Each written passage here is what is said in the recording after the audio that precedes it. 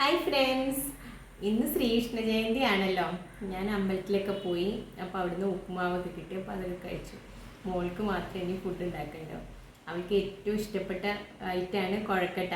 അത് ചെറിയ mini balls ആയിട്ടുള്ളതാണ്. അത് വെറുതെ തന്നെ അവൾ കഴിക്കും. ഒരു മസാലയൊന്നും വേണ്ട. എപ്പോഴും ഇതിങ്ങനെ പ്ലെയിൻ ആയി കഴിക്കുന്നത് കാണുമ്പോൾ ഞാൻ വിചാരിക്കും ഒരു വെറൈറ്റി ആയിട്ട് മസാല ഇട്ടിട്ട് ഉണ്ടാക്കി കൊടുക്കണം എന്നാണ്. അപ്പം ഇതെങ്ങനെയാണ് ഉണ്ടാക്കുന്നതെന്നുള്ള വീഡിയോ കണ്ടു നോക്കും. ഉണ്ടാക്കി കേട്ടോ, അത് കുറച്ച് പണിയുള്ളതാണ്. ഇതാ ഇത്രയും വലിപ്പമുള്ളൂ ഒരു ബോളിന്. ചെറിയ സൈസിൽ ഇത്രയും ഉരുട്ടി ഉണ്ടാക്കാൻ കുറച്ച് സമയമെടുത്തു. ഇനി വെള്ളം തിളച്ചു തുടങ്ങി, ഇതിലേക്ക് ഇട്ട് കൊടുക്കാം.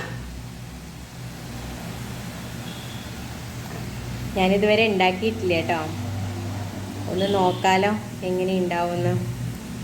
ഇങ്ങനെ പ്ലെയിൻ ബോൾസ് തന്നെ അവൾക്ക് കഴിക്കാൻ ഭയങ്കര ഇഷ്ടമാണ്. എപ്പോഴും പ്ലെയിൻ ആയിട്ടുള്ളത് കഴിക്കുമ്പം ഒരു വെറൈറ്റി ആയിട്ടുള്ളത് ഉണ്ടാക്കി കൊടുക്കാമെന്ന് വിചാരിച്ചു.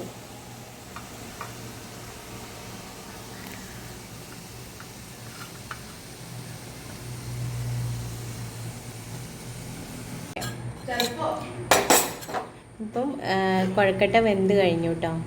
ഇനി ഇത് ഊറ്റിയെടുക്കാം.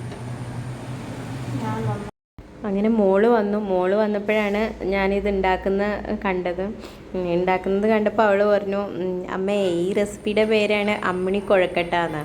ഞാൻ വിചാരിച്ചു അവൾ തമാശ പറയുന്നതാണെന്ന്. അങ്ങനെ ഗൂഗിളിൽ നോക്കിയിട്ട് അവൾ പിക്ചറൊക്കെ കാണിച്ചു തന്നു. അപ്പോഴാണിത് റിയൽ ആയിട്ടുള്ള നെയിമാണെന്ന് മനസ്സിലായത്. ഞാനിതൊന്നും അറിഞ്ഞിട്ടല്ല കേട്ടോ, കണ്ടപ്പോൾ ഒരു വെറൈറ്റിക്ക് ഒന്ന് ചെയ്ത് നോക്കാമെന്ന് തോന്നി. ബോളൊക്കെ വെന്ത് കഴിയുമ്പോൾ ഇതെല്ലാം പൊങ്ങി നിൽക്കും.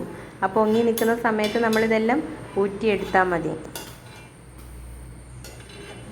ഇപ്പം നമ്മൾ ബോൾസൊക്കെ മാറ്റി വെച്ചു. ഇനി നമുക്ക് ചട്ടി ചൂടാക്കി അതിലേക്ക് എണ്ണയും കടുകൊക്കെ ഇട്ട് ഒരു വറവ് റെഡിയാക്കാം.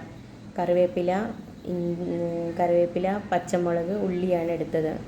ഇത് ഉള്ളിയൊക്കെ മൂത്തതിന് ശേഷം അതിലേക്ക് കുഴക്കട്ടകൾ ഇട്ടു. പിന്നെ കുറച്ച് മസാലപ്പൊടി ഇട്ടു. നമുക്കിഷ്ടമുള്ള മസാലപ്പൊടി ഇട്ട് കൊടുക്കാം കേട്ടോ. അല്പം മുളക് പൊടി ഇട്ട് കൊടുത്തു. നല്ല പോലെ ഇളക്കി യോജിപ്പിക്കുക.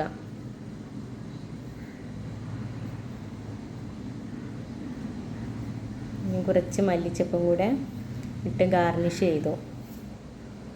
എന്തായാലും സംഭവം അടിപൊളിയായിട്ടുണ്ട്. അതിൻ്റെ തെളിവാണ് ഈ പ്ലേറ്റ്.